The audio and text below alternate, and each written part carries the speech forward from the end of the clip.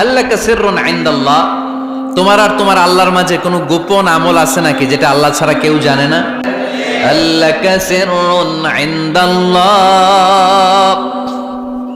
বাইনাকা আনতা ওয়া বাইনাল্লাহ, আল্লাকা সাদাকাতুন তাখফা লা ইয়ালামুহা ইল্লাল্লাহ, আল্লাকা সিররুন ইনদাল্লাহ